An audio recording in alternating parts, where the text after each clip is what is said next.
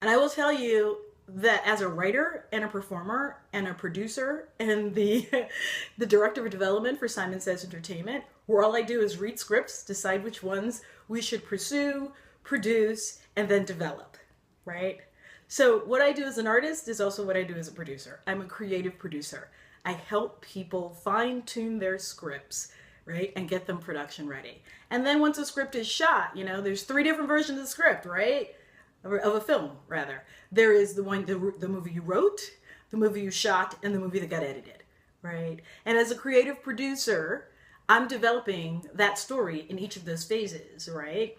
So with an independent film, we usually shoot in a really tight amount of time, right? 3, maybe 4 weeks. We shot Gun Hill Road in 18 days. Yes, holla. Everybody was cracked out, but it got done, right?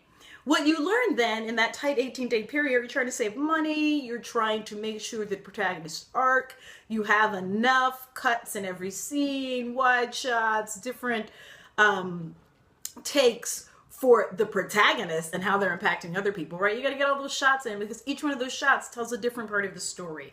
Got to make sure you hit them. Well, when you get into the editing room, particularly when you're shooting in such a short period of time, you're really going to put your story together then in the editing room too. It may be different from the original script, right? Because what happens on the set is what happens on the set. And once you wrap, you can't go back unless you have tons of money. And as independent films, we don't have tons of money. So what we shoot, that's the movie we make, right? So what I've learned from that developmental process is that when we get into the editing process, and I'll tell you this really amazing thing about Sundance, okay? You submit your rough cut to Sundance, or a very good rough cut. You may not have all the ADR and the lighting and sound, all that stuff done, right? Color correct, etc., etc. But the story is there, right? They give you this tight little window between when you submit in October, November. You've got like a month to then finish that rough cut. It's crazy. You've got to do all the color correct. You've got to do all the ADR, all the sound stuff, all the editing little things that aren't right. You got to put the music in. You have 30 days, essentially, more like 22, to finish the film, really finish the film once you get in. It is no joke. You are catapulting towards picture lock, right? What I've learned in that process is that we're doing more editing. We're doing more fine tuning of telling the story. And it's always about connecting the plot points with the character's overall arc. So the way that you make those hard decisions about cutting a film when you are really moving to picture lock has everything to do with fine-tuning the plot points and making the plot points help the character's arc unfold, right? So plot points are basically problems that you put in the character's way for them to solve. And each time the character solves a problem, it moves the script forward because it solves one problem, but it creates another, right? So that the events start to tumble. That's where you get that tumbling effect of plot points, is that plot points are essentially problems that the protagonist has to solve. The protagonist learns something about themselves every time they solve one of these problems, and that's what moves the script forwards. And writing is just thinking about your script and moving things around. So the outline is the best way to save time. Where do you start with the outline? The outline begins with the inciting incident. But the first place you start with that outline is, what is the inciting incident? To incite means to cause, right? To create, to light a flame. What is the thing that lit the flame under you that made you start telling this story? For example, and there are lots of times writers are not great writers, but they're great at creating an inciting incident, and they're great at making the plot points tumble. And the plot points appear because your inciting incident is so hot. That's why to incite, to excite, to light a flame, those things are all sort of related. I forget what the word incite means in the Latin, but it has something to do with causing a chemical or fiery reaction. If you think of your inciting incident that way, the rest of the story happens. For example, in Octavia Butler's Kindred, the inciting incident is that she is a time traveler. Okay? Nice black chick, married to a cool white guy, falls, bumps her head, I forget the details. But essentially, why the story is so engaging is if you can tell me the inciting incident in 15 seconds or less, I'm dying to read the rest of the story. Right? If the inciting incident is sharp and sexy, the rest of the story will just tumble. In Kindred, The inciting incident is that black chick, contemporary America, married to white guy, accidentally travels back in time. When she wakes up, she is a slave. And guess who her master is? Her husband. Like a relative of her husband. Is that like, that's so hot, right? Can you imagine? I went to sleep and when I woke up, my baby's daddy is now my slave owner? Hello, problem. That's a hot, inciting incident. It drives the entire plot of the rest of the story. You want to learn more about that. You have to find an inciting incident that does that for you. That's the thing that made you write to begin with. If that is sharp, the rest of the story will be easy. The plot points will start jumping up in your face. You can't miss it, right? For me, when I write, I always write about something amazing that happened in history that changed everybody, right? And then I imagined personally how that changed people, right? In my first play, it was the 1980 race riots in Miami, right? I always knew I wanted to write about the riots, but I didn't want to write some like distant, the riots were bad and there was a child.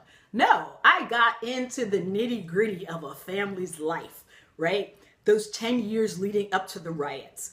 What was the chemical atmosphere of that city, right? What were the black people in that tiny city of Liberty City? How were they living? What were their problems? What were the things that were tumbling and falling apart leading to the day of the riots?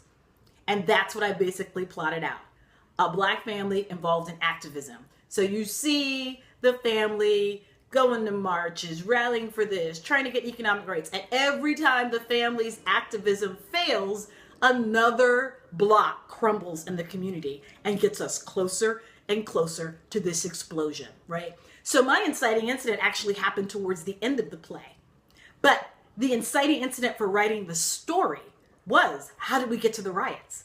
That's a really hot inciting incident, right? It then behooves me, the writer, to sort of either go back in history and look at what really did happen, right? That's an easy thing to do. You're like, well, maybe I'll just go back in history and, that's why Civil War stories, Pearl Harbor stories, all of those things are hot and exciting because it requires the writer, you have this huge inciting incident and you, the writer, then go in and do some research about what could have triggered that. What are the things leading up to that day, that moment, right?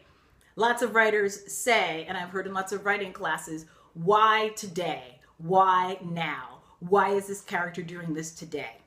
That's all related to the inciting incident. If you come up with a smoking hot inciting incident, I promise you, the rest of your outline will be easy. Easy. So you're going to spend some time this week thinking about an inciting incident for a story that you have in your mind, right? Maybe it's a story you don't have in your mind. Maybe it's just something you saw. Maybe it's something that you were walking down the street and, I was reading a story the other day that was really sort of amazing about this little Russian lady. I feel like it's on the Lower East Side, who was afraid to walk to her house. This was on Facebook. Was afraid to walk to her house. And there's this young black man, like his early 30s, that hangs out in the neighborhood. He always walks her home. He just volunteered. And there's several pictures of them on Facebook and how she relies on him. And he says, I don't want to see old people by themselves, being vulnerable, not having anyone care for them, right? That's an amazing story. That's a great place to start. What about that story? Why hasn't that story been told? That inciting incident of seeing this young 6'4" black man helping this 90-year-old little Russian lady who barely speaks English with her groceries and getting her to her door every time she gets off the bus. Like, that's an amazing story. What would happen if he weren't there? Right? Inciting incidents are things that move you. Inciting incidents are events that sort of grab you in the heart and say, oh my God, I want to know more about this story. What would happen if this person wasn't there to make this happen, right? What if they were there and something interrupted their journey, right? It gives you a pop. It lights a flame under your storytelling. And it is the quickest way to get away from lack of focus, to get away from not having time, right? You can talk about the inciting incident. You can make a dream board and cut out pictures and clips. That's what I did when I was like, oh, well, the riots. Like, I remember the riots. I was a little kid, right? So I went and got pictures of the riots and started putting them on my blog and looking at slides. And those pictures triggered plot points for me. because they were so hot. So when you're thinking about your inciting incident, think of the hot, the fire, the smoke, the sizzle. Something that you spending all your time on social media talking about is something you need to be writing about, right? Write down that inciting incident. You should be able to tell me what that inciting incident is in about the same 30 seconds. I've told you several inciting incidents of Kindred, the incidents of the riots in Miami really did it for me, the incident of this young black guy walking this 90-year-old Russian lady home every day, right? Those are inciting incidents. They don't even have to be in the story, but they are the thing that trigger the story, right?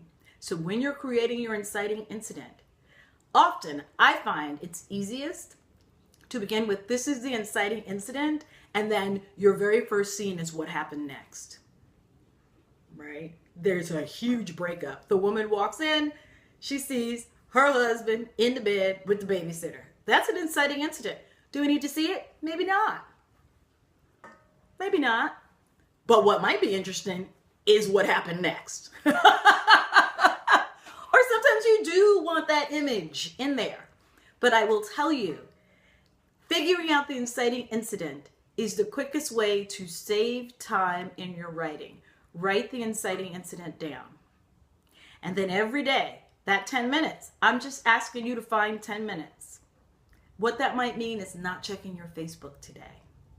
There's 10 minutes. This is not rocket science, people. Not checking your Facebook, that's 10 minutes. And here's what 10 minutes of writing could look like. Let me go back and reread my inciting incident out loud and make a list of the 3 things that happened next. You're writing if you're doing that, right? So today I wrote the inciting incident down. Tomorrow I'm going to go back, read the inciting incident out loud to myself, and then write the 3 next things that happened. They don't have to be full sentences, 3 phrases. The inciting incident is today. This is Monday. The woman walks in the door. Her husband is in the bed with the babysitter. I have written down my inciting incident for the day. Tomorrow, I will go in and be like, 3 things happened next. She walked over. She pulled the covers back. 2, she walked over and she pulled the covers back. There was another woman in the bed. 3, the protagonist then goes and gets a gun and pulls it on her husband. Those are the 3 events for today. The next day is Wednesday. I will then read the inciting incident out loud again, the 3 points that I put down, and then I will say, what are the next 3 things that happened? This is your outline, people. This is it. In 10 minutes a day. 10 minutes a day, right? A good script only has about 8 plot points, right? So after 8 days, you could conceivably have the entire script done. At least the outline. And then the rest is easy.